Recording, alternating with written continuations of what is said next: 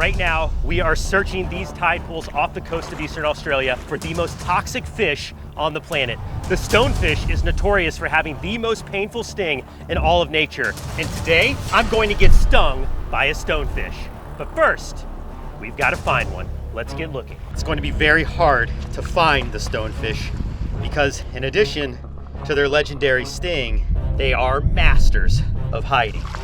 The key to this is going to be to move slow, methodically, and to not step on the stonefish. You could be looking right at a stonefish and not even realize it. And that's why so many people step on them by accident. But stonefish aren't all we have to look out for. This isn't the only animal that could do you harm here in the tide pools off of Australia. We also have cone snails and the blue ring octopus, one of the most lethal creatures in the world. And not only is it risky just being out here, but we also have to beat the clock. The tide is coming in fast, and this whole area is about to be completely underwater. So if we want to catch a stonefish, we need to do that before it happens. Everything looks exactly the same. This is gonna be tough.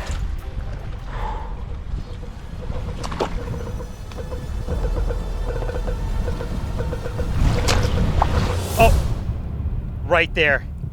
You see it moving? That is the stonefish. And I never would have seen that fish if it didn't give itself away by moving. Holy smokes. Now these fish are so toxic, they don't really have a flight response. I'm gonna attempt to catch the most toxic fish in the world with my bare hands. All right, here we go.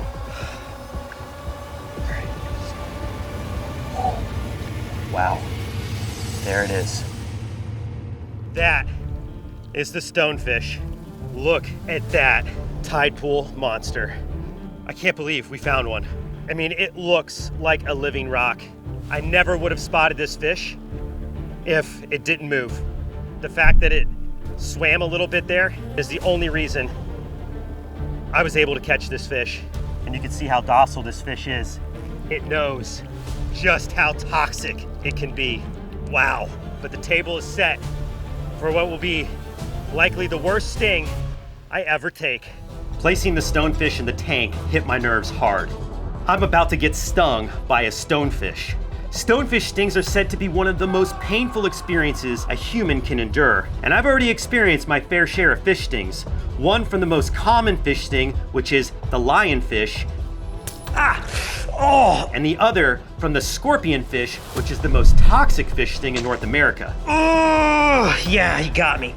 Oh. Each sting was painful, but I was certainly able to tough it out with basic treatment. However, each of those fish fall far short of the danger from the stonefish. Not every day you get to carry around the world's most toxic fish in a tank. This fish might just have the worst sting in the entire animal kingdom. Man, my nerves are firing right now. Just looking at this fish is so incredibly cool. Look at all the growths all over its body. Definitely earns its name, the stonefish, a master of camouflage. All right, let's go hands-on once again with the stonefish. The reason I can handle this fish is because it can only sting from the spines on top. Wow. This fish has developed the most potent fish toxin in the world. The toxin is only to defend itself. Unfortunately, as you can see, it is so docile that it's very easy for people to step on these fish. And that is the most common way people are stung by the stonefish. The toxin of this fish not only induces extraordinary pain, it can actually cause muscle spasms and eventual paralysis. And there have even been reported deaths from stonefish stings. But now I think it's time to see how this fish injects its venom.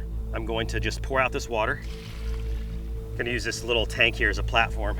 This fish is perfectly fine being out of the water for extended periods of time because they've adapted the ability to actually hold water in their gills. It's not uncommon to see stonefish just laying on the rocks in these tide pools. So in the little bit of time that we have it here in front of the cameras, totally fine.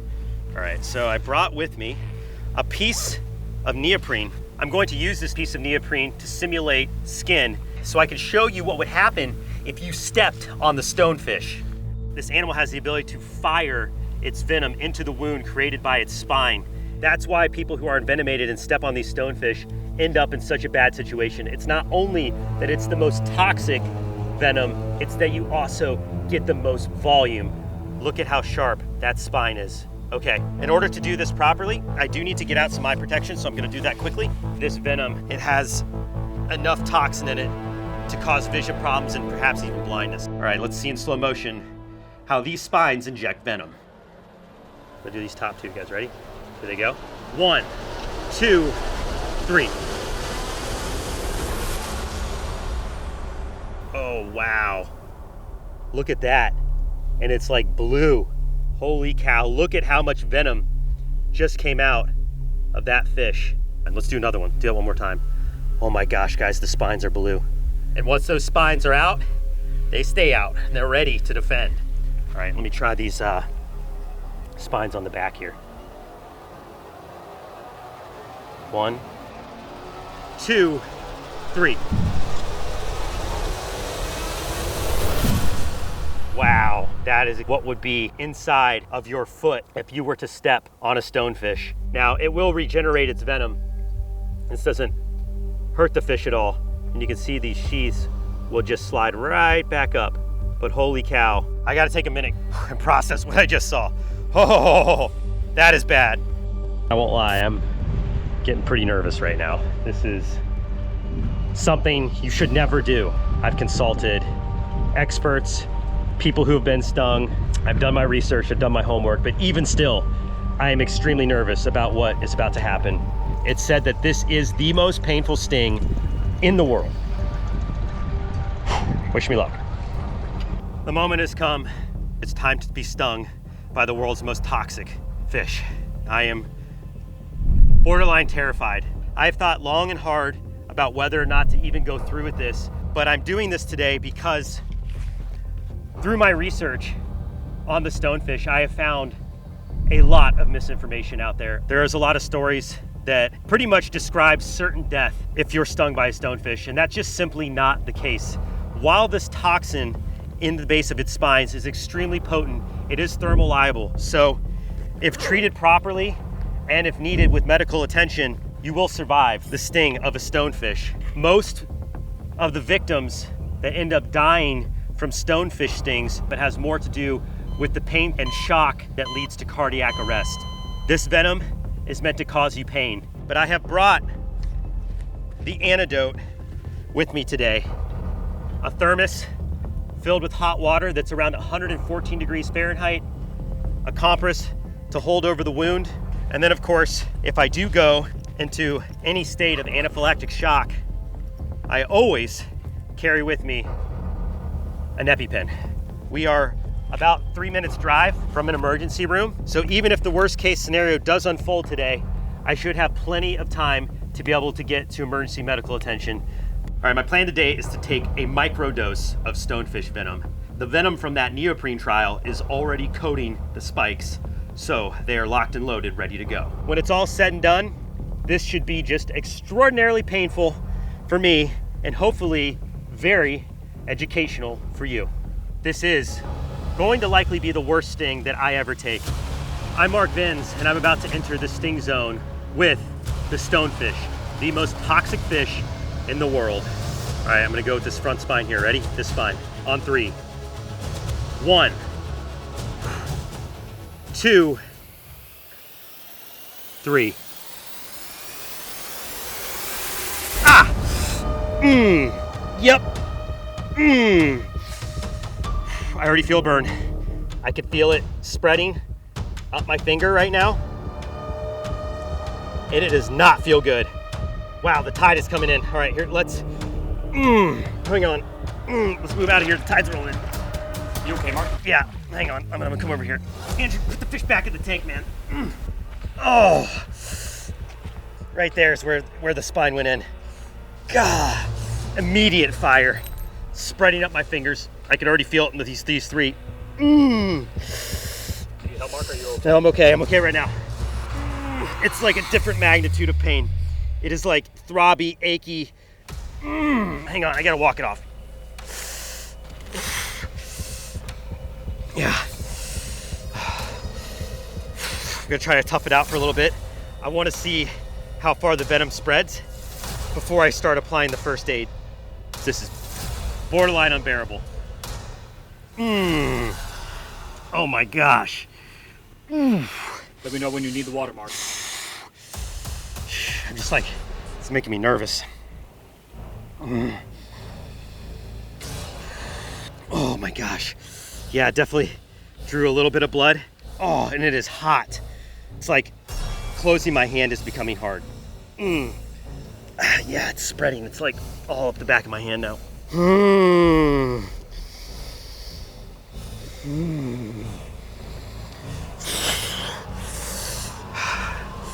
I think I need to go for the hot water, guys. I don't want this to spread anymore. I'm going to the hot water.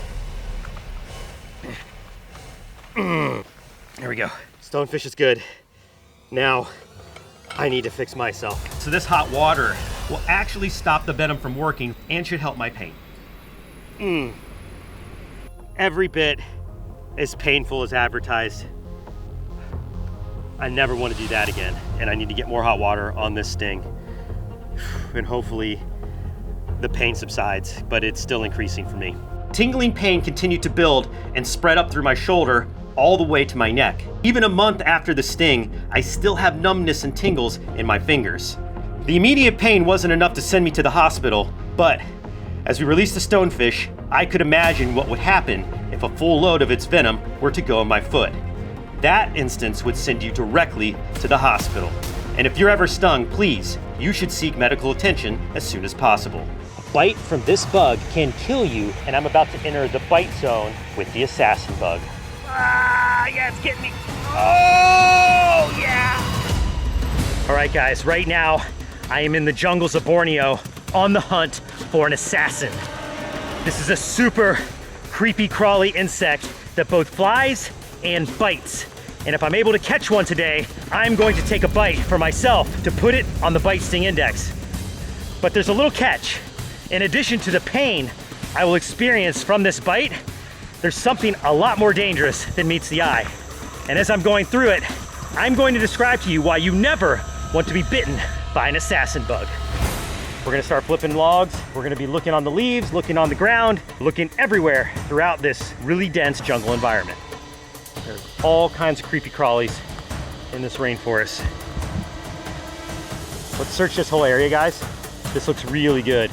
The assassin bug we're looking for is either gonna be orange, yellow, or red, any of which are gonna be pretty easy to pick out of this environment because we have a lot of greens and a lot of browns. The colorful pop of these bugs is not something that blends in very well out here in Borneo, but there's a reason why these bugs don't care. We'll talk about that once we find one.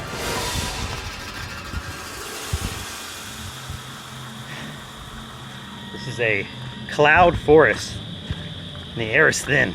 It makes hiking a little more challenging than we're used to.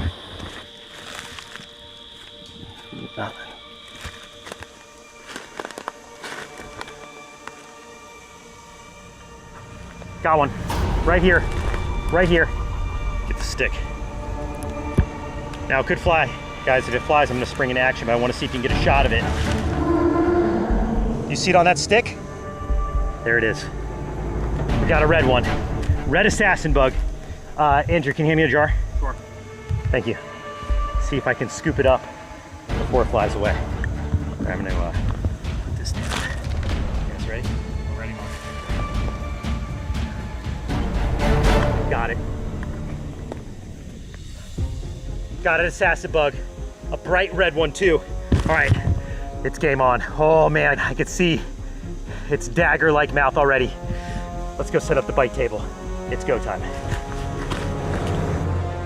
Oh buddy, we got a big one today. I'm ready. At least as ready as I'm gonna be.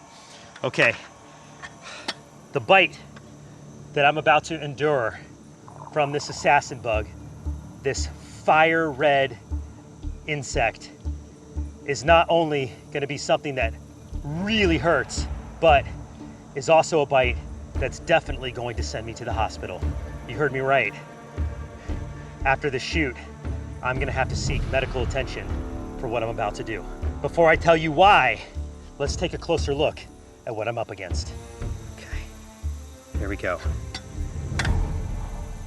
Perhaps the first thing that we notice looking at this assassin bug is its coloration. Bright red, speckled with a black polka dot pattern.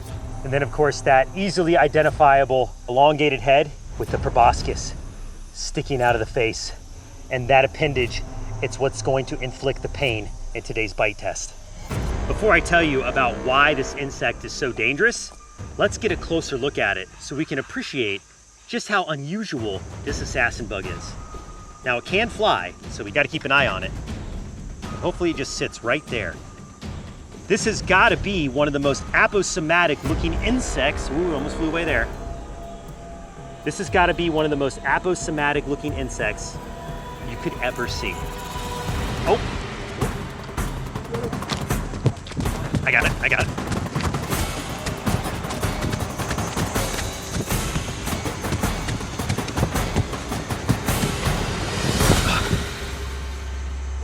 Right there on that leaf. Okay. Oh no. Got it. Oh. That was close. Almost got away. That was very close to ending this bite test way too soon. Woo! Got my heart racing from that sprint, guys. Okay, well, let's, I'm gonna hold it in the forceps for the rest of the presentation. How about that? That works, Mark. The assassin bugs here in Borneo can fly, and most assassin bugs can fly. And they range in sizes from very small insects that are called kissing bugs to very large. The largest assassin bug is called a wheel bug, and we have those in the United States. But they are not anywhere near as colorful as this one. There it is in a defensive position. Attack mode, ready for battle. Let's talk about why the bite from an assassin bug hurts so bad and why they bite in the first place. It's an assassin, it's a predator. It is out there actively hunting other insects and invertebrates to eat. And the way that it incapacitates and kills its prey is by injecting with that long proboscis a digestive saliva. You can actually see a bead of it at the end of that proboscis right now. That is a digestive enzyme that when enters the body of a victim will dissolve it, and then it will use the proboscis like a straw to slurp up its insides. Oh, yeah. Okay, now let's talk about why this is such a dangerous bite for me to be taking. Some assassin bugs can spread a deadly disease called Chagas. Chagas is a condition caused by parasites mainly found in the Americas, but has recently spread to both Asia and Australia. The reason Chagas is so deadly is because once infected, it typically goes unnoticed for many years until it silently leads to major health problems, including heart failure. The main reason I have not yet ranked assassin bug bites is because of the risk of this silent killer. But out here in Asia, it's safe enough to test this dreadful bite because the chances of me misidentifying the kissing bugs that spread it are almost zero because they do not live here. All that said, I could still get other nasty parasites from this bite, so I will be taking a full parasite blood test when I return to the United States, just to make sure I didn't catch a killer bug by accident. And on top of all of that, I have heard and read that the bite from these Bornean assassin bugs is extremely painful. So handling this insect can not only land you in a world of pain, it can land you in the hospital getting a blood test to make sure you don't get an incurable disease. And with that, I think it's time to rate the bite of the Bornean assassin bug. You guys ready? We are, Mark. Are you sure you want to go through with this? Not really, not really. But enough people have been wanting to know about assassin bugs in the comments. I am willing to take a bite from this one to describe the pain and to officially rate it on our BSI. I'm gonna rank this bite, like always, on 3 different factors: intimidation, pain, and aftermath. All right, guys. I think I'm as ready as I'm ever gonna be. It's time to go flesh to proboscis with the Bornean assassin bug. Got cameras ready? We're ready, Mark. gonna do it right here on 3. Oh, this is like stabbing yourself with a bug.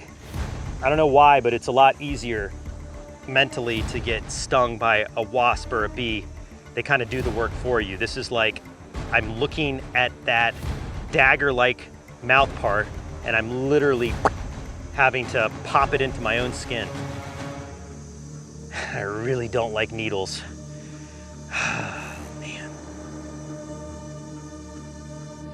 All right, ready? I'm Mark Benz, and I'm about to enter the bite zone with the assassin bug. On 3, 1, 2, 3.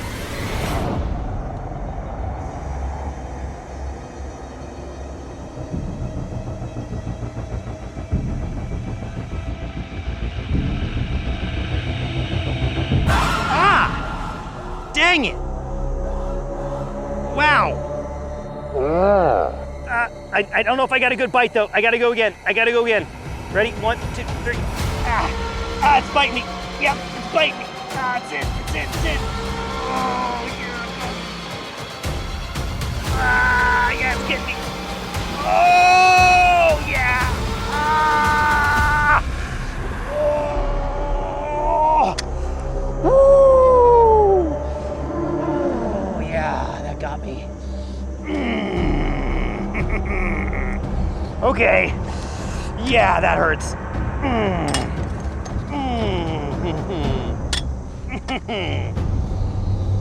Oh, wow. Wow, that is instant fire. Yeah. That is like a hot poker going into your skin. Yeah.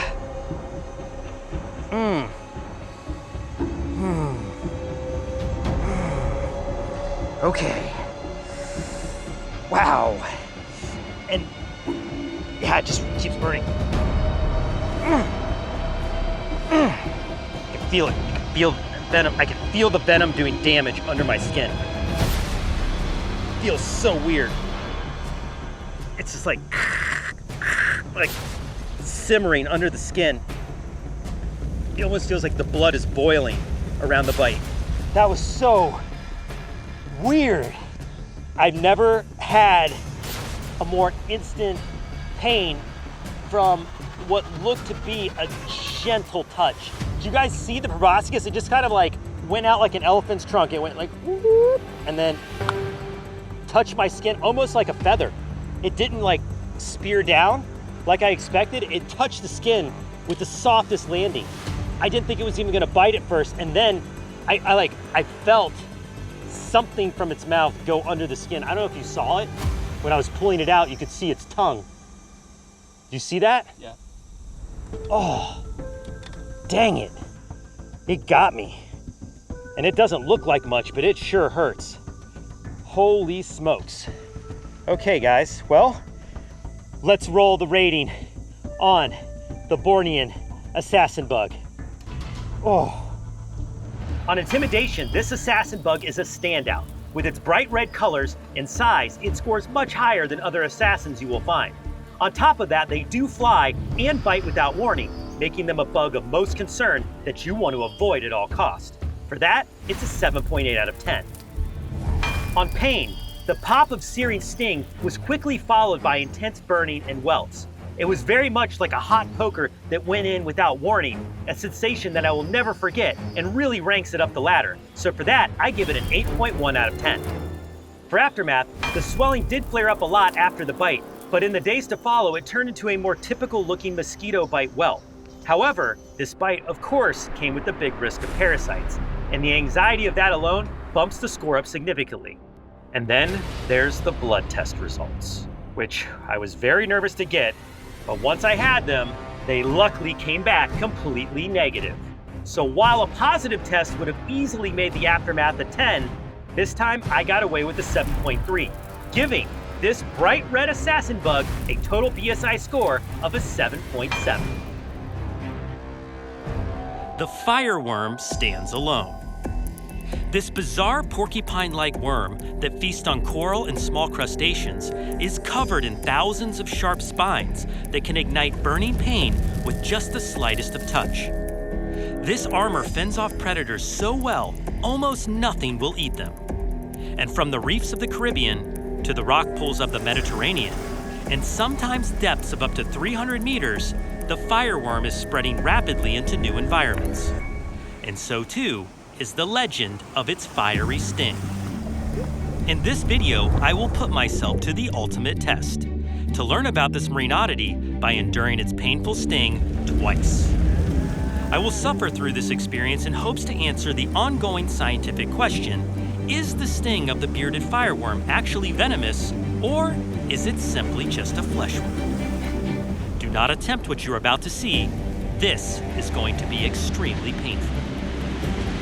There it is. All right, it's time to go get stung. Here we go. That is a very good-sized fireworm. And oh boy, does it look intimidating. And yes, welcome to another sting experiment here on the Brave Wilderness channel. This time, we're going to attempt to solve a mystery, a bit of a scientific question as to whether or not the fireworm is indeed venomous. All right, there we go. You can see the worm so much better.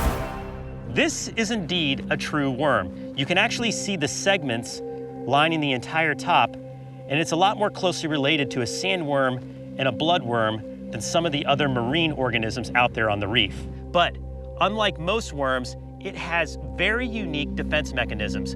There are thousands and thousands of these small, tiny hair-like spines lining the worm's body. In fact, they release so easily, I can actually see a lot of these spines floating in the water above it.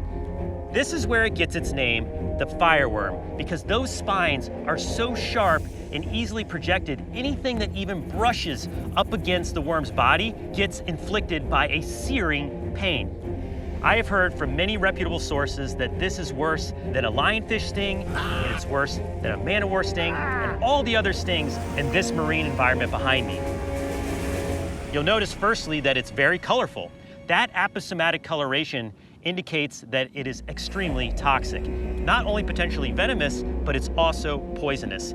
Being poisonous and venomous are two very different things.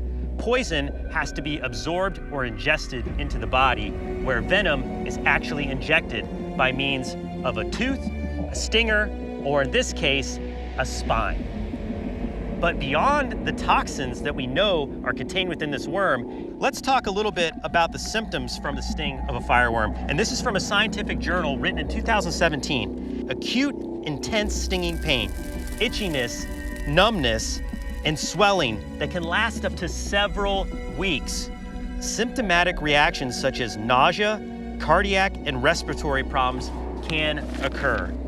Dang, that would be bad. And it's so interesting to me that even the scientific community, the scientists that study these creatures, haven't been able to figure out definitively if they're venomous or not. So, with that being said, it's now time to conduct our sting experiment, and here's how it's going to go down. While stinging myself twice, once on each arm, might sound crazy, it will be absolutely necessary to conduct this sting experiment, where I will treat one arm as if the fireworm sting is venomous and the other as if it were not. In theory, if venom is present, the two separate treatments should result in different outcomes, in both pain and visible damage. Okay, I'm about to take one of the most painful stings of all the marine ecosystem. Oh, look at it flare up. Wow, look at that defense mechanism. Oh my goodness. See all those spines flare out, ready to eject? And it's not going to take much, just the slightest brush up against the fireworm, and it's gonna be instantaneous. Oh man, I am nervous. I am feeling the nerves go now. Oh boy, all right, let's put my arm in the sting tank. Okay. I'm Mark Vins, and it's time to get burned by a fireworm. Here goes nothing. Oh, that looks bad. Here we go. On three, ready? 1, 2, 3. Ah! Oh yeah, he got me. He got me. Oh! Yeah, I can feel it. Ooh. Yeah, it's almost like little electrical pulses going through the skin. You can even see, oh wow, like right away, there are all kinds of spines up and down my skin. But man, it is starting to intensify. It's like little shock pulses, like pop, pop, pop, pop, pop, going through my skin. All right, this is starting to hurt. Oh man, like, oh yeah, that super burns. That burns. Holy cow. All right, I'm gonna do the second one, guys, because I don't know how much longer this is gonna be tolerable. Oh man. Oh yeah, that. Ah. Ooh. Okay, guys, we gotta do the second sting fast. Ooh. All right, here we go. Sting number 2 from the Fireworm. Here we go. Right arm in the sting tank. Time for my second dose of Fireworm spikes. Here we go, you guys ready? Yep, I can see him. Oh yeah, all through there. Same spot. This arm, oh yeah, you can start to see my arms drying out. See all the quills, see all the spines, all the redness. This one's about to look just the same. All right, now, I've taken the stings. Let's get the remedies out.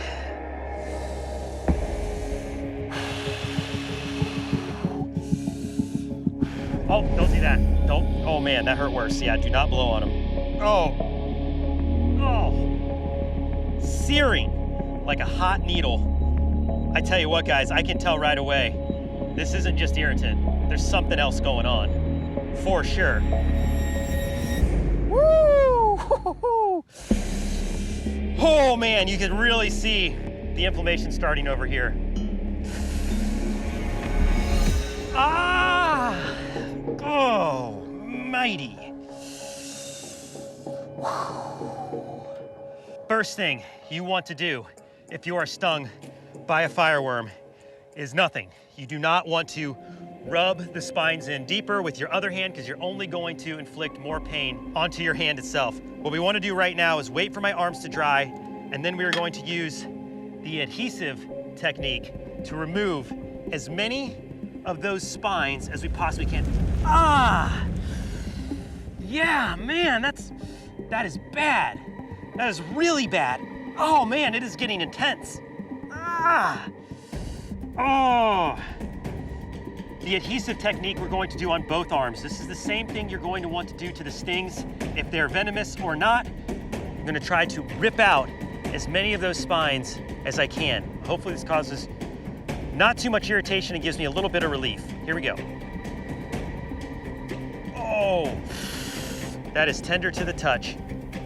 Oh, ready? Okay, I've got the adhesive pretty well on there. 1, 2. Oh, yeah. Woo, okay, I got a lot of them actually here. Man, I taped it a good job. At this point, we're gonna go in for side 2. Here we go. Same thing. 1, 2, 3.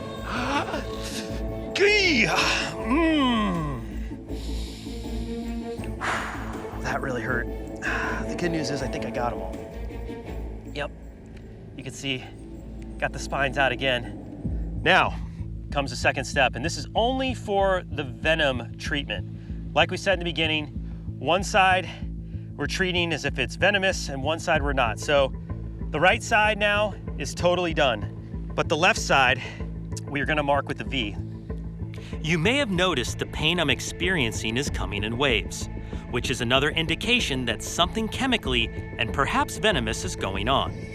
But to measure the visual reaction, I will mark one arm with a V for venom treatment and then draw boundaries on both sting sites to see if the swelling expands or contracts over the next 24 hours.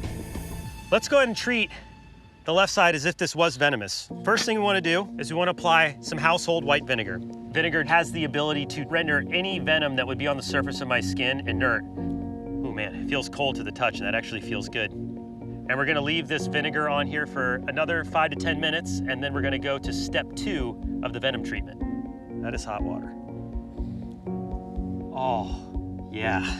Wow. So far, even from the treatments alone, every indication, signs are pointing towards venom. The heat affects the actual structure of the venom itself, rendering it almost harmless and a lot easier for your body to digest and take care of. At least one of my arms is already feeling better. Can't say it for the right arm. That arm still hurts a lot.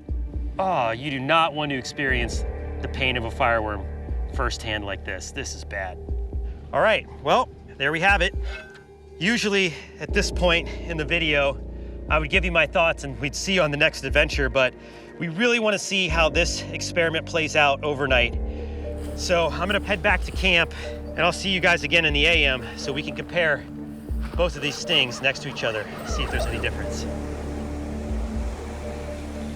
I tried everything I could to put the pain out of my mind. But just laying there in my tent, my arms ached with increasing waves of agony as sweat poured out of my body all night long. Morning couldn't come soon enough because I knew the only thing that would make the pain go away was time itself. I can tell you this much, I am still in quite a bit of pain. And even wearing this shirt hurts. Like any contact with the stings feels terrible. And get this, it actually rained last night, so I got water in my tent on top of it all. So while I am feeling a little bit better, the sting damage is actually pretty significant. The results visually speak for themselves. The arm that we treated is almost healed at this point. I mean, you have some localized redness here. It still hurts, it's not done, but visually, you can see that the swelling is down. The actual inflammation is contracted to within the site from yesterday, where the arm on the right has expanded beyond the site from yesterday, and the inflammation is serious. It is very tender to the touch, much more so than the arm on the left. There is some other evidence that I want to talk about that is really important to my ultimate decision of determining the venomous nature of this animal. First thing is the obvious feeling, the sensation of the sting itself. It was a delayed reaction. When I first made contact with my skin in the tank, I almost didn't feel like anything was even happening. But within a minute, I felt that first sign of intense burning, and it only got worse. It built and built and built until on both sting sites, I felt like there was almost like an electrical fire underneath my skin. But this arm, the one we treated like it was a venomous sting, I actually saw these sites move, and we have a picture to show you. So you can see there that it was well beyond this mark. That is a very interesting indication that there was something chemically happening underneath the skin and moved that sting site beyond that line and then back again. I would have to say, given all of the evidence of this sting test, I am convinced that this is indeed a venomous creature. And yes, being stung or burned by a fireworm not only hurts, but is the result of envenomation. When are you going to take a sting like Coyote? Ah! Well, truth be told, I do get stung by quite a few things on our adventures. But one of the things we have not featured yet that I'm stung by all the time is, of course, the jellyfish. I'm hearing a lot of bad information out there about how to treat a jellyfish sting and what the sting is actually doing. So when I decided that we were gonna make this video, I was like, what jellyfish should I get stung by? A little tiny one out on a reef? Oh no, I need to go big. We're talking the baddest, the terror of the ocean, the Portuguese. That one. Yes, that's exactly what we're looking for today. Now, when the wind blows a certain direction, the Portuguese Man O War will actually wash up on the beaches here in Florida, sometimes by the hundreds. Actually, I think I see one right up there. Oh, all right, here we go. Those are two pretty good looking Man O War right there. Woo! Careful guys, don't want to get hit by, woo, that is dangerous. If I get whipped by that, we're gonna get stung way sooner than I want to. So everyone knows this is the end for them. When they wash up on the beach here, they will unfortunately dry out, and that's kind of it, circle of life. So the fact that we're taking these two today for our experiment is totally a good use for their end of life. And boy, do they look beautiful. But sometimes with beauty comes pain. And this is a super painful jar. All right, let's head up out of the wind and take a closer look. I remember these tables, except all of the shoots before this one, I was on the other side of the camera. So yeah, this is a little bit different than I'm used to. In this bucket, we have a variety of different sting remedies. Some of them good, some of them not so good. And that's the reason why I wanted to make this video in the first place. Let's talk about the organism, the creature, the Portuguese. Are we gonna do that every time? The Portuguese Man O War. Although it looks like one, the Portuguese Man O War is not actually a jellyfish. It is a siphonophore. Unlike a jellyfish, which can survive on their own, siphonophores are a group of colonized organisms made up of cloned cells. Each group are responsible for specific tasks to keep the Man O War alive. Some cells form the float, which suspend the organism on the water's surface and create a sail to move with the wind. Others are responsible for hunting prey, and this is where we meet, the venom-filled nematocyst. These small but potent cells cover the Man O War's stinging tentacles by the thousands, and within each is a spiral-shaped barb which literally blasts out when making contact with its victim. When these barbs penetrate the skin, they release a cocktail of enzymes very similar to snake venom. These enzymes are designed to incapacitate prey, and in my case, will cause instantaneous pain. This animal is notorious for its sting. In fact, it stings thousands of people here in the state of Florida every single year. I luckily have never taken a sting until now. Time for me to take 2 stings from the Portuguese Man O War. In order to compare the effectiveness of the most famous remedies for being stung by a Man O War, today I'll be taking 2 stings, side by side on the same arm. One of them to be treated with urine, the controversial yet universally accepted cure to all marine creature stings, and on the other, I will spray white vinegar, the suggested first aid from a University of Hawaii research article. Then, while enduring the venom from both stings, I will attempt to describe which of these 2 remedies relieves my pain the best. 2 sting sites, 2 different antidotes. Which one works the best? You're about to find out. Please do not attempt to do what I'm doing here today. Oh gosh, I'm so nervous I can't even get a hold of it. Okay guys, I think I got it. You ready? Ready. Okay, here we go. About to take, oh God, that looks horrible. Whew, man, I'm getting nervous. Here we go. About to take 2 stings from the Portuguese Man O War. You guys get your shots ready because this is only gonna happen one time. Terror of the ocean, here we go. 1, 2, 3. Ah, yep, it's getting me. Oh yeah, I can feel it. Ah, ooh, that's like electric. Yeah, that's 1. Wow, it burns right away, okay. Second sting, I gotta do this fast before that gets too bad. Ready, guys, ready? All right, 1, 2, second sting, 3. Ah, yep. Oh, man, that one nailed me. Oh.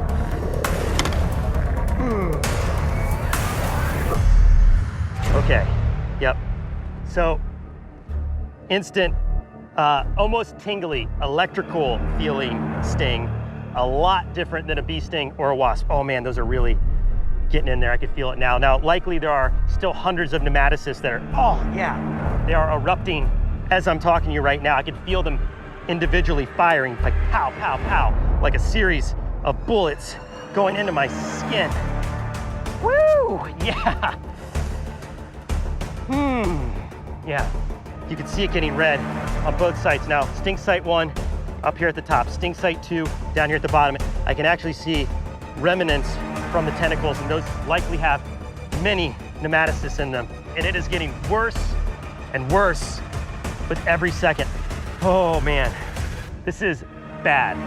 You do not want to get stung by a Portuguese Man O War. If I were a fish right now, I'd be in big trouble. In fact, I would likely already be in complete paralysis, and this Man O War would be reeling me in for dinner. Okay, let the healing begin, as they say. All right, there's 2 steps to this. 1, spray on the agent. 2, use a plastic card because you want to scrape off as many of those nematocysts that have yet to explode as you can. First site, vinegar, Here we go. Okay. Ooh, yeah, smells like vinegar. Now the one I'm dreading. Gross. This is so disgusting. This is so nasty. All right, you guys are a little downwind, so you might want to prepare to duck and cover. All right, here we go. Oh, man. I don't want to splash my face. Oh, it stinks. Oh, okay, that's enough. Scraping off those active nematocysts is certainly part of the equation, so you don't want to forget that step. I can actually see my skin pulsing. You guys can see my skin going up and down there. All the nerves in my arm right now are probably just screaming like, ah, intruder, we have venom. I feel so much better already. It feels like I'm on the road to healing. Man, it still burns though. So now it's just more of the burning. Okay, yeah, I think I'm ready to make a declaration of sorts at this point. Vinegar, not only more sanitary, but definitely wins the contest. This is by far the least of the two when it comes to pain. The urine site, not only is it absolutely disgusting, but it definitely burns a little worse. And I could definitely feel a distinction between the two. So I'm gonna go ahead and call it. Vinegar is the definitive antidote that you want to use if you want to neutralize stinging cells on your skin. Urine, not your best friend when it comes to a jellyfish sting or a Man O War sting for that matter. And there is one last step that will truly alleviate the pain symptoms that I'm feeling in my arm. Good old-fashioned hot water.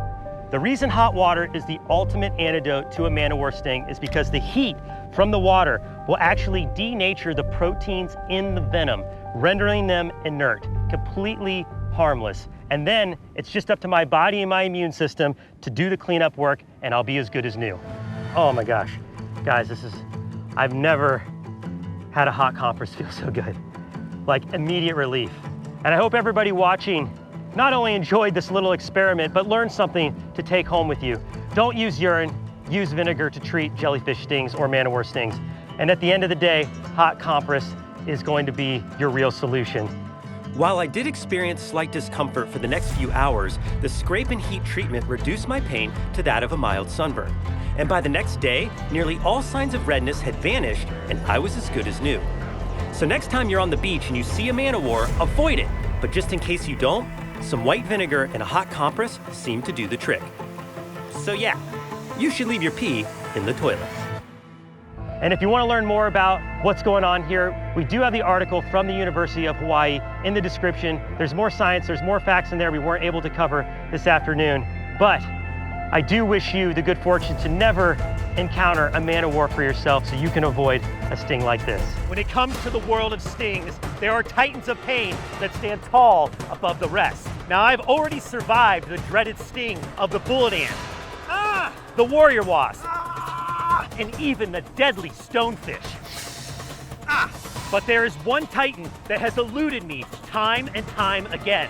So today, I am back in the state of Arizona to take on the sting of the one and only tarantula hawk. Let's get searching. The last 5 times I have come to Arizona, I have not been able to catch one of these giant spider wasps. But today's different. It's different because we've been tipped off to a well-known tarantula hawk hotspot. Let me explain to you why this is a great location for tarantula hawks. Reason number 1, water. In the desert, water is life, and it grows flowering plants, just like this one. You see all these honeybees fast at work? This is exactly the same type of plant that tarantula hawk is going to be after. They eat nectar. So I think the best strategy for us today is to walk laps around this pond, keeping our eyes to the sky and our ears open. These wasps are so huge that you can actually hear them buzzing in through the air. They're like little fighter jets. Zzz. If we can find one perched up like this butterfly right here, that is going to present the perfect opportunity for me to swoop in with the net. Here we go. Desert's waking up. Got the hummingbirds out now. I think that was a tarantula hawk actually that just flew by. Big one. Really? Dang, yeah. Just saw one. Saw my first tarantula hawk. It just went way into the desert. Like no chance, but that was definitely one. They really stand out from the other insects and things flying around out here. I mean, we're talking about a wasp 2 inches long. Today's the day. I can feel it. Today is the day it's gonna change. It's just a matter of patience and persistence. Let's keep hiking around this pond. got one? Oh. Here we go, here we go, here we go. Oh! Where is it? No, right here, right here. Yep. There it is. Yep. Oh no! That is one. That is definitely one. Oh my gosh. I can see its bright orange wings and it's huge. That is really high though. That is like 12 feet. I just can't. I can't get that high. It just comes down. Dang it. The drought continues. We just have to find the right one. Yeah, at least this guy's catching stuff out here.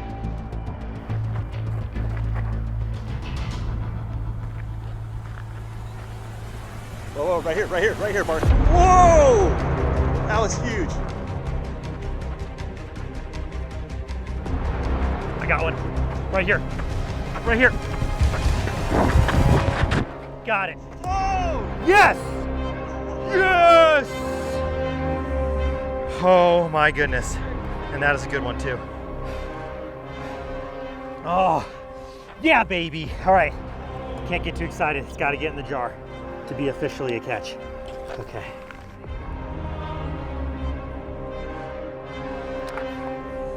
Yeah! Yes! I cannot believe that catch. That was so epic. What a fitting way to end the drought of catching tarantula hawks.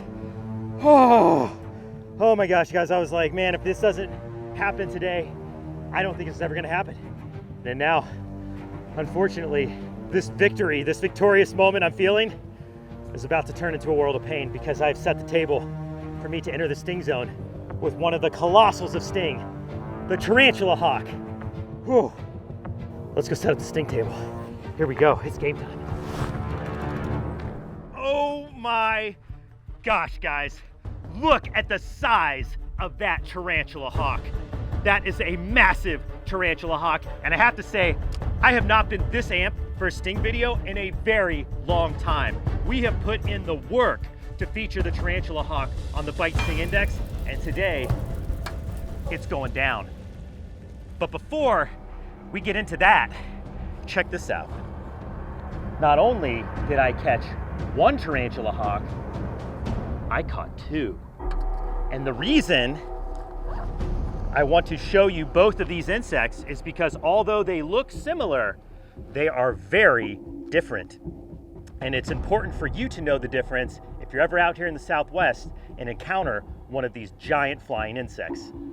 And the way I'm going to show you how they're different is by demonstrating. Here we go. You ready? You guys ready? Yeah. Okay. And get out the second tarantula hawk from the container. Here we go. You ready? This is one of those moments where you really hope you're right about what you've learned. 1, 2, 3.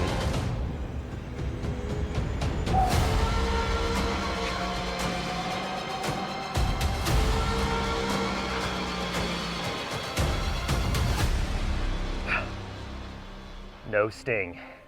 And that is because what I'm holding here is a male tarantula hawk, and they do not possess a stinger. Now, the reason why the males do not possess stingers, and this is true in almost all stinging insects, is because a stinger is really just a modified appendage for laying eggs. Now, besides not having a stinger, the only other way to tell the difference between the male and female tarantula hawks are by looking at their antennae. Males have straight antennae, where females curl at the ends. And while side by side, it's also easy to see that females are larger, you typically will never see more than one tarantula hawk at a time. So checking for those antennae is the best way to know if you're looking at a harmless insect versus one that packs one of the most intense stings on the planet. I'm actually gonna transfer her into a bigger glass so we can really see, so she can spread all the way out. And you can see how truly gargantuan this wasp is.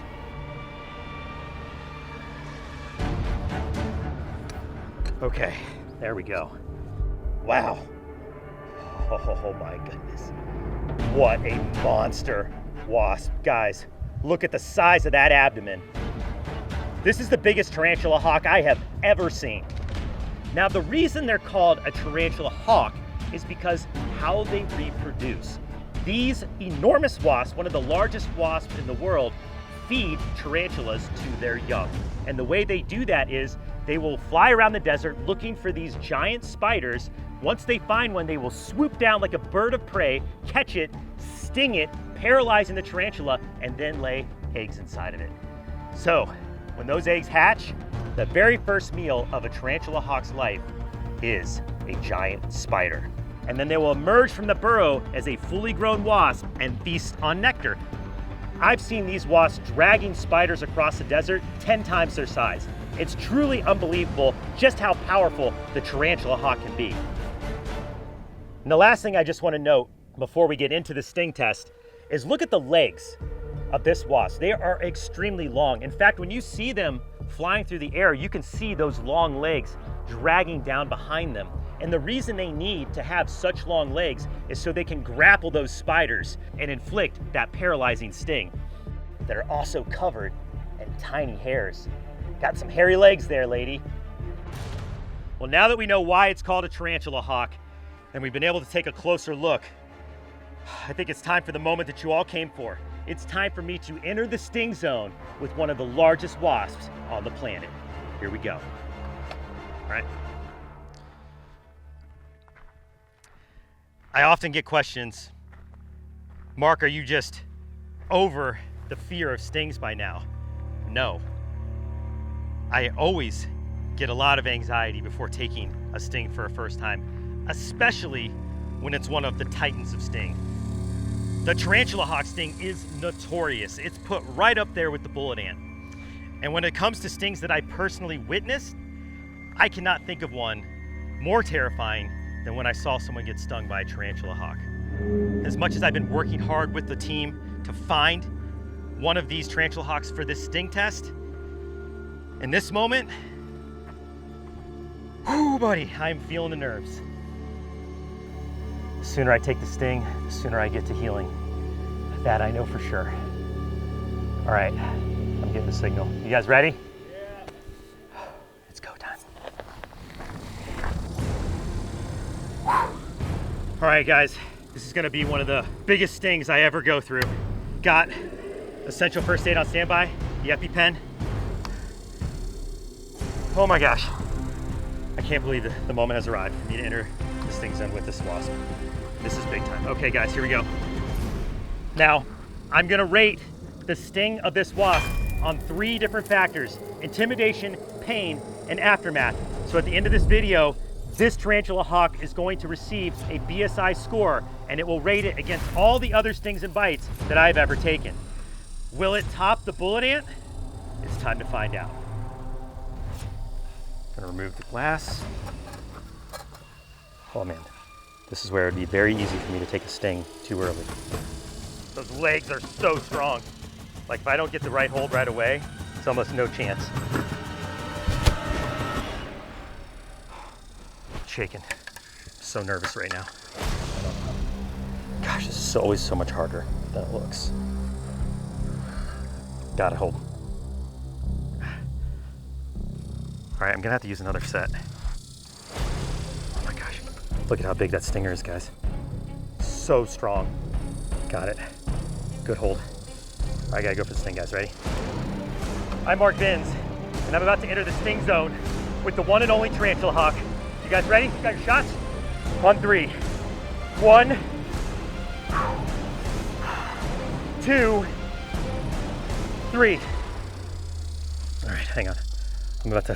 I'm feeling lightheaded. I feel like I might pass out. Sorry, guys. Sorry. You want me to put the jar on it right now? No, I'm just, hold on, just let me get my nerves going. My legs are shaking, my hands are shaking. I feel like my stomach's in my throat right now. I've never felt this like this before, Sting. This is like next level terror. Oh my gosh, this is happening. All right, here we go. All right, guys, on 3. 1, 2, 3.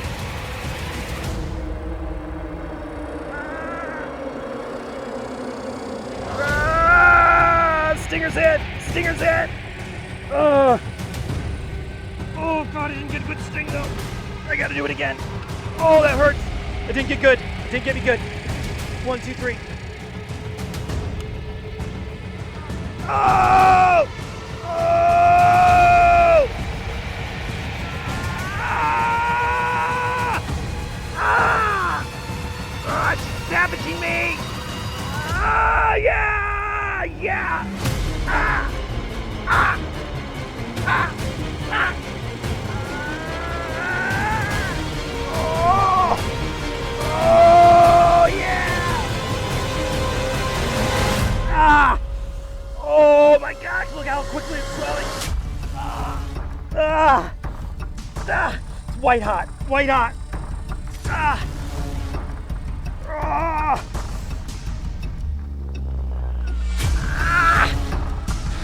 You alright, man? Oh, it's bad. It's really bad.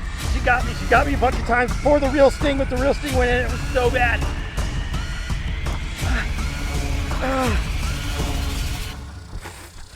Ah! Ah! Oh!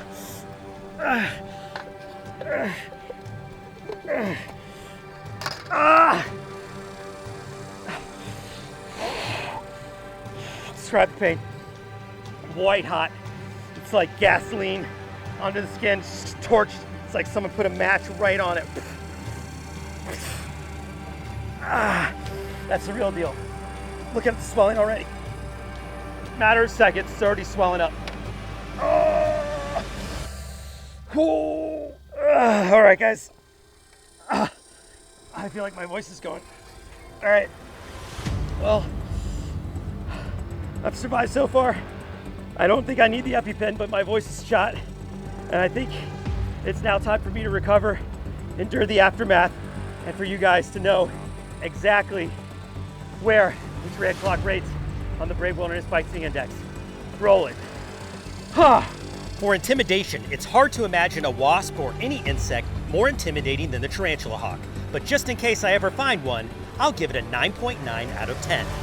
For pain, it was way up there compared to the worst stings I've experienced. Instant flares of pain rocked my arm and underneath the skin. And the only reason I took repeated stings was to make sure I took a full dose, which I'm sure glad I did for the sake of this index, because that last sting was 10 times as painful as the first 8 or so warning pops. All of that said, I don't feel it was quite as bad as a bullet ant, so it only gets an 8.6 out of 10 for pain. For aftermath, the swelling was severe. My arm ballooned up and the redness extended from my wrist all the way down to my elbow. And the pain lasted for over 24 hours, but was much less severe after just about 30 minutes. However, it was followed by days of very intense itching before it started to properly heal. For that, the aftermath gets an 8.5 out of 10, giving the tarantula hawk a grand score and BSI rating of a 9, making it the second worst sting I have rated so far, and just barely falling short of the current king of sting, the bullet ant. Needless to say, while tarantula hawks are typically non-aggressive, you should never attempt to do what you saw in this video. Take it from me, it was a very painful experience I hope to never have again. Ouch. What's this ant? What's that? I've never seen an ant like that. Oh, he's got jaws. Whoa, sure does. Okay, we gotta get a closer look at this. Okay, I don't need the net. Look at that. He's got like, it's like a hammerhead ant. You guys see that? Let me see if I can get it. That is, I mean, it looks like it bites, but I wonder if it stings. I've never seen an ant like this. Okay, see if we'll just crawl up. This is a good, got him. Whoa. Whoa, what is this? Whoa. Guys, get in here tighter with the camera. Can you get a shot of those mandibles? Yeah, those are huge. Whoa. It looks a lot like a bulldog ant, a little bit smaller, but like same body shape. I wonder if it stings. All right, let me try something real quick. I had a feeling I might need these. Let's see if we can spot a stinger. If we spot a stinger, this might be our creature for this video. Whoa, look at that. Oh yeah, I see a stinger flying. Oh yeah, definitely stinging away. Like its mandibles go all the way out 90 degrees. Looks like it's like a hammerhead ant. That is crazy. Man, I think we might have hit the jackpot with this, guys. You hear that? That thing just snapped. Let's see if we can get cell signal. I want to find out what this is. Guys, I don't have service. We're gonna take this ant with us, mark this location. We're gonna head back up with our, I'm calling it the hammerhead ant for now, to see exactly what it is that we just discovered. Let's go. There we go. Woo! All right, finally got some service. Let's see what we got.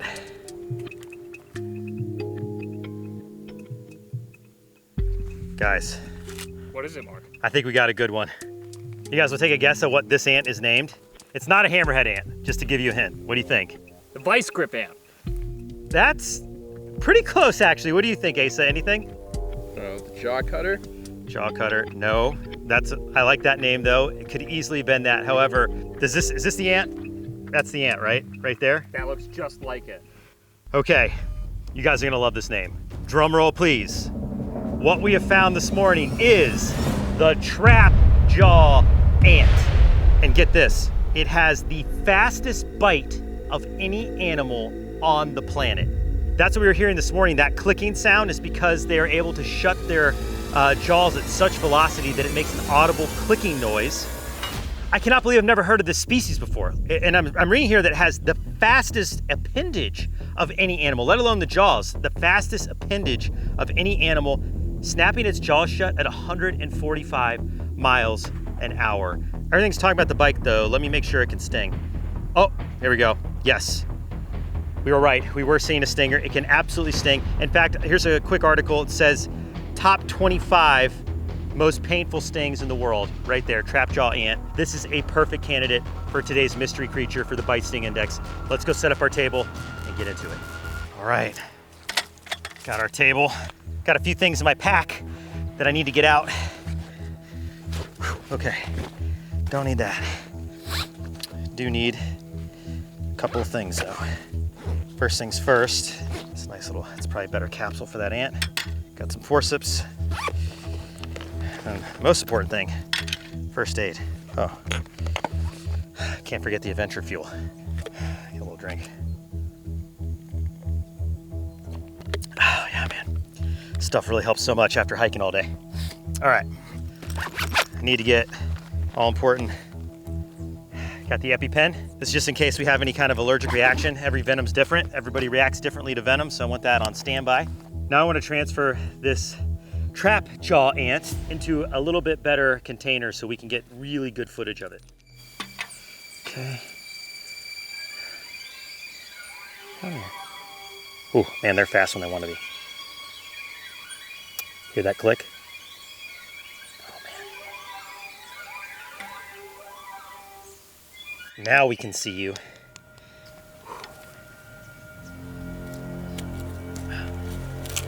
You know, it's not the biggest ant ever. I mean, it's certainly not a bullet ant, but the fact that it's rated one of the top 25 stings in the world, it must have pretty potent venom. Now that I'm able to get a closer look at this ant, I can really appreciate how truly bizarre it is. What an unusual creature. It has a super flattened head, almost like a football shape, very alien looking. Its head is so strange. Oh, and it's got like this spiked mouth part that it's sticking out, like a proboscis. I wonder if that's gonna be able to make the pain of the bite worse.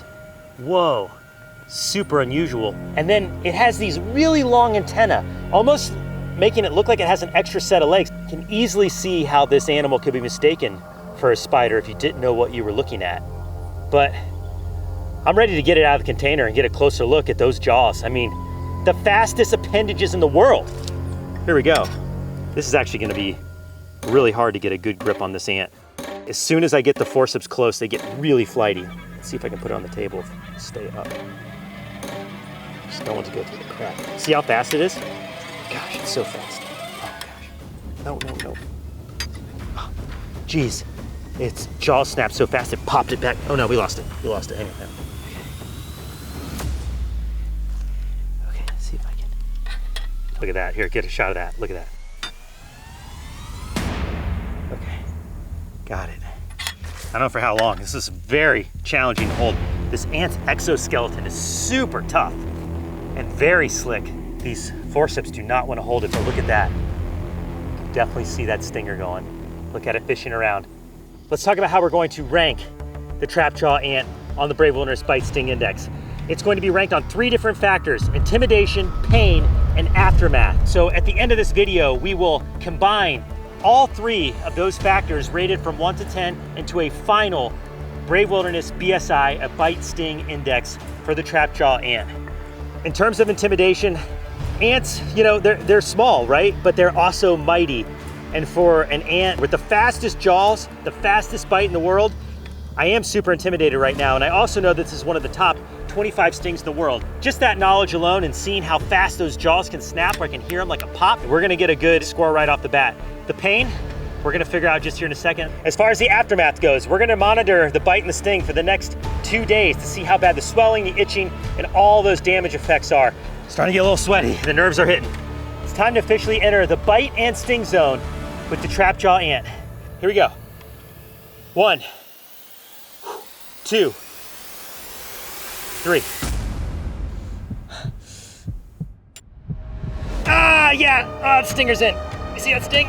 Ah, oh yeah, that burns. Yeah, that stinger's stuck in there. Oh yeah, okay. I didn't take a good bite. yet. Hang on, let's just give him. Okay, yeah, okay, got a bite. All right, I know what it feels like now. Okay, hang on. You okay, Mark? It's building. That burns really bad.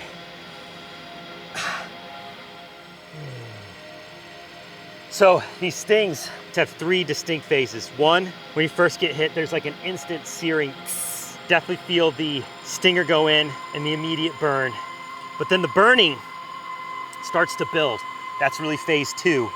And that's when it gets a little scary, because you don't know how high that flame is gonna rise. And then you see the redness and the swelling. You can even see the swelling that's starting to happen here in my wrist, and definitely the swelling around the sting. It looks like I got hit a couple of small stings. It was tucked up underneath. It hit me once up here, maybe once right there, but you can see where it did the most damage, right in the center of that sting.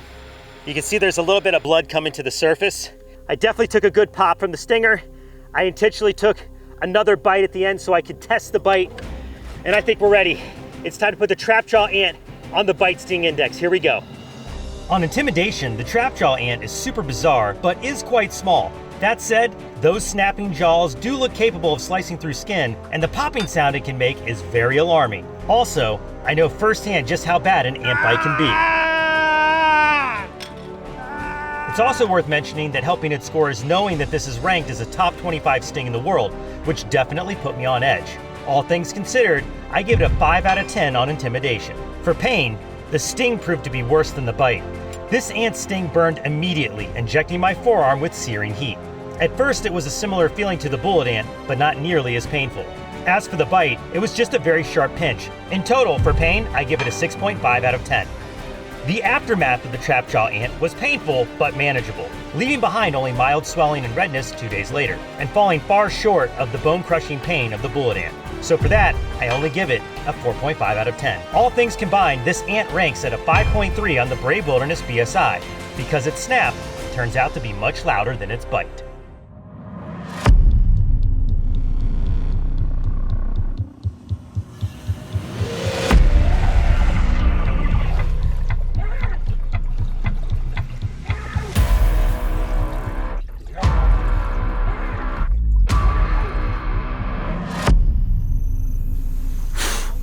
All right, guys, I just got done night diving in Indonesia, and I cannot believe what we just filmed tonight with the Bobbit worm is mind-blowing. Total nightmare fuel, but super awesome at the same time.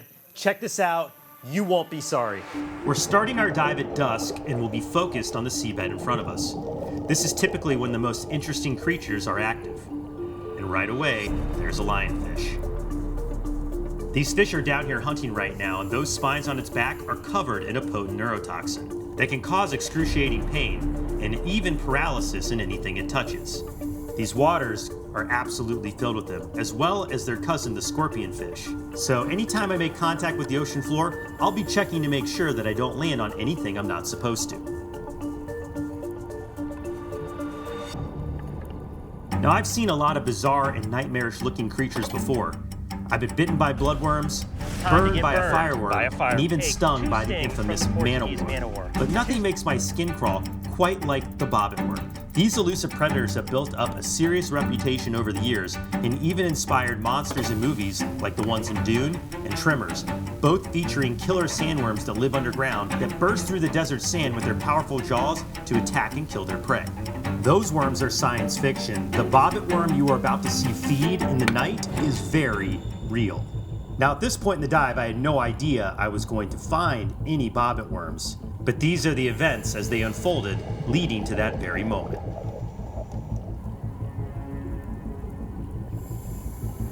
What we have here is a school of catfish. They use a very interesting schooling technique where they actually cascade over each other like a waterfall. They do this to take turns so they can stop and feed, but there's always another catfish to replace the front line. Grouping together like this helps ward off predators and makes the school of catfish appear like a much larger fish.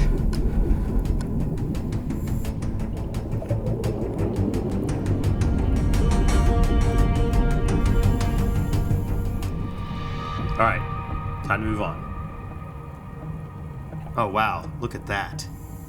I have never seen one of these nudibranch before. This one is actually called a bubble shell. It gets its name because of that shell right there at the center of its body. Now, these shells are different to the ones on a typical snail.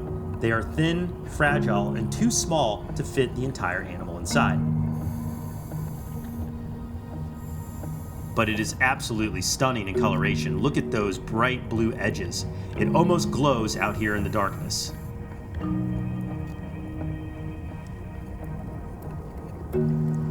Very cool.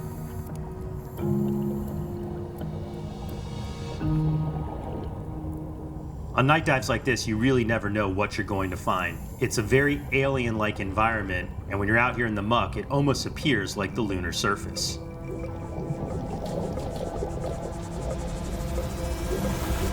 And here is another really bizarre and unique creature. This is a cuttlefish. Related to the octopus, these sea creatures are super intelligent. In fact, some scientists believe they're more intelligent than their 8-armed cousins. Let's carefully swim up for a closer look.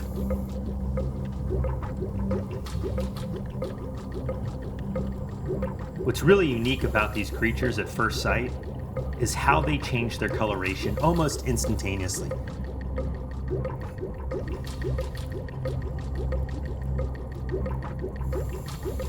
Oh, look at this, it's moving in to hunt. Oh, it almost got that fish. That fish was so lucky. Oh. The cuttlefish is turning right toward me.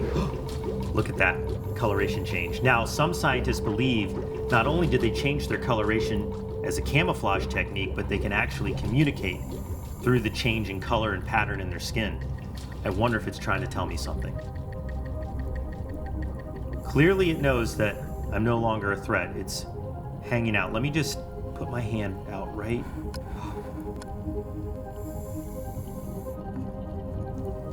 Guys, this is too cool.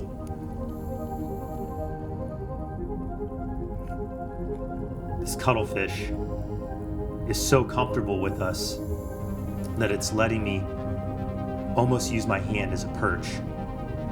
Now, make no mistake, these cuttlefish are super fast and it could swim away in a split second if it wanted to. And it's likely just as curious about me as I am about it.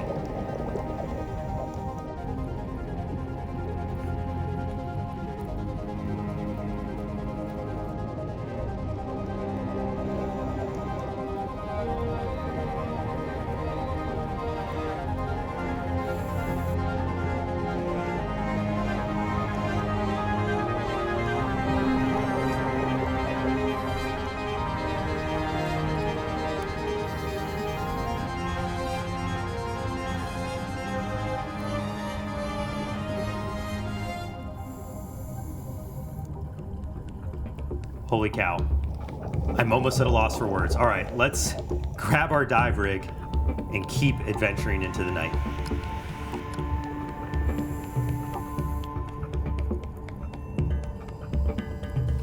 Wow. That's a pair of moray eels. This is one of the animals that divers need to be especially careful around because they are super territorial and they also have razor sharp teeth. If you stick your hand in the wrong place down here, you can take a pretty aggressive chomp from one of these large eels. And the biggest problem is once they bite, they don't let go. They can even spin into a death roll similar to a crocodile.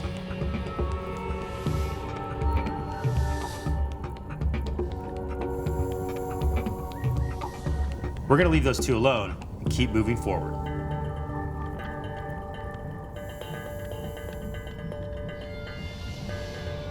Now that is a porcupine fish, and a super colorful one at that.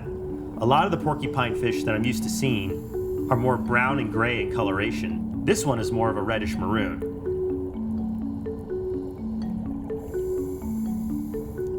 And oh, I found something so cool. Guys, check this out.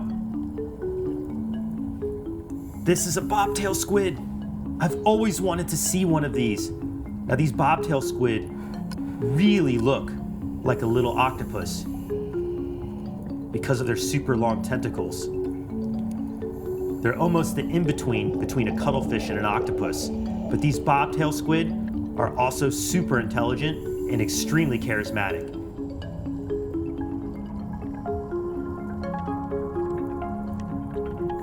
It's trying to bury itself beneath the sand to hide away from our cameras. I see you.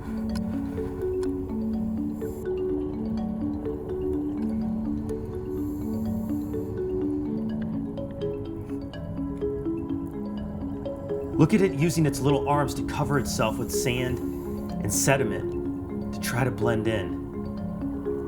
You can still see its little siphon is uncovered there. Wow.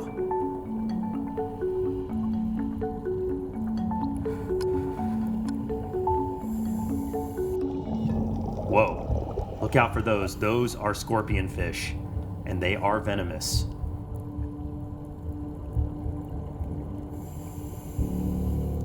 Related to the stonefish, these scorpion fish have venomous spines on the dorsal and pectoral fins. And if you accidentally brush into them, they can give you a really nasty sting. I know all too well just how it feels because I once took a sting from the scorpion fish And I've tested myself. the sting of a Man O War. Ah, man, that one nailed me.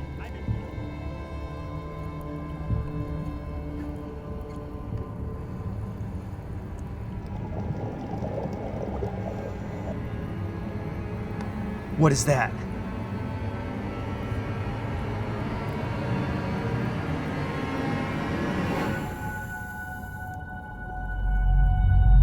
That's a bobbit worm.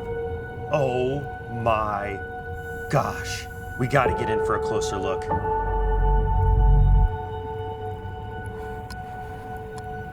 Those mandibles, look at those jaws, they are huge. If that's not a sci-fi monster, I don't know what is.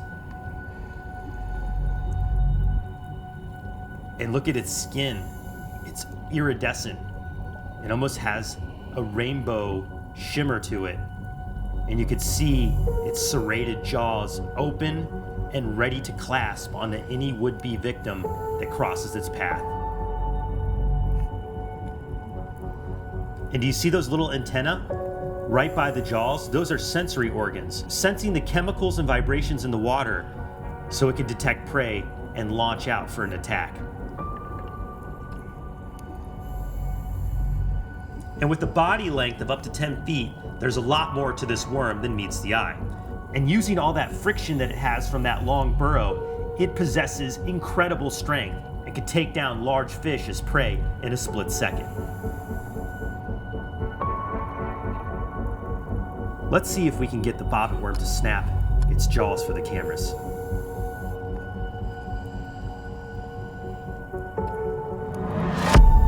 Whoa! Oh my goodness. Wow. Now not only are those jaws serrated, but The bristles along its body are actually venomous, and the bobbit worm uses them as a defense mechanism, so it's not just the jaws you have to worry about.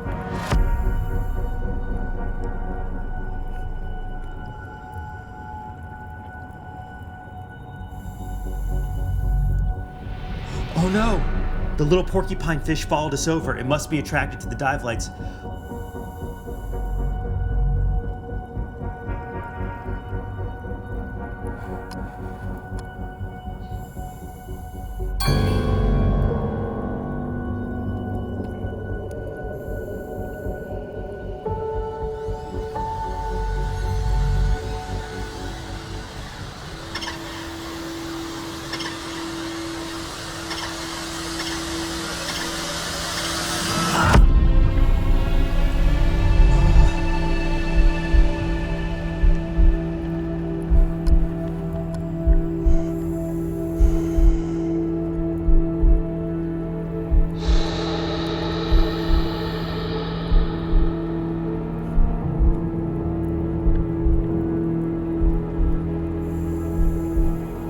That porcupine fish is very lucky to have escaped the bobbit worm. But that was pretty interesting to see it use its defense mechanism to puff up like that and to be successful with it. Whew, that got my heart racing.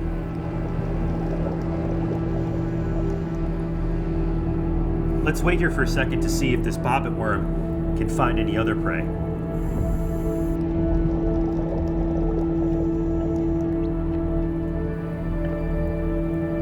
Look who showed up. The scorpion fish has come in to take a look. I wonder if the scorpion fish thinks this bobbit worm could be food. It certainly is creeping in really slow.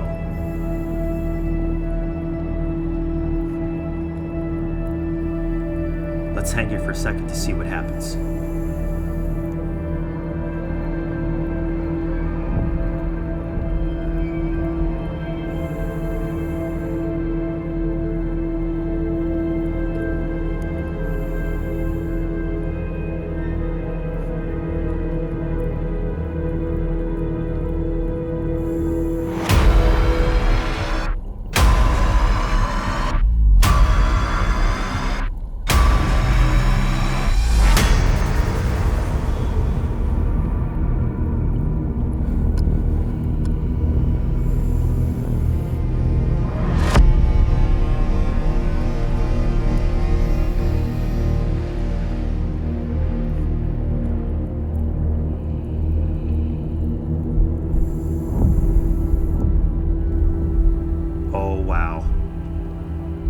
I cannot believe what we just saw.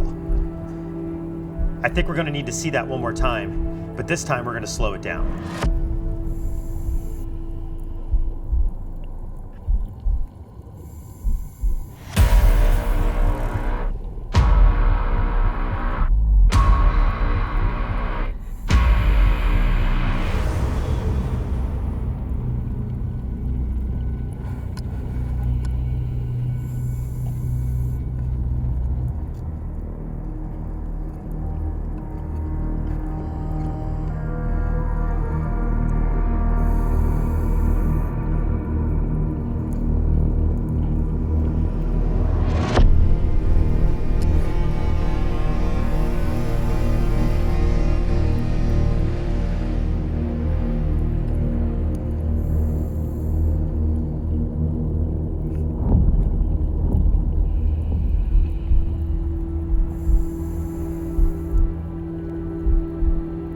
You can really see how the bobbit worm inspired the movies Dune and Tremors.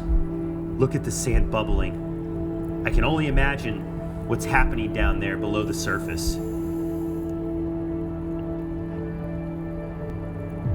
That might be the most disturbing thing I have ever seen on any dive I've ever been on. Wow.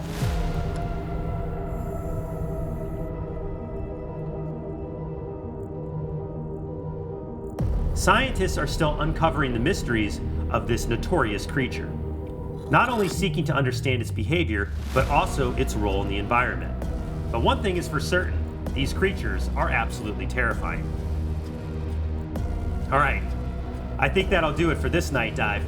Tell me in the comments section what you thought about the bobbit worm. I'm Mark Vins, and I'll see you on the next adventure. If you enjoyed that episode, make sure to search for the Brave Wilderness channel on YouTube so you can join me and the crew on our upcoming adventures.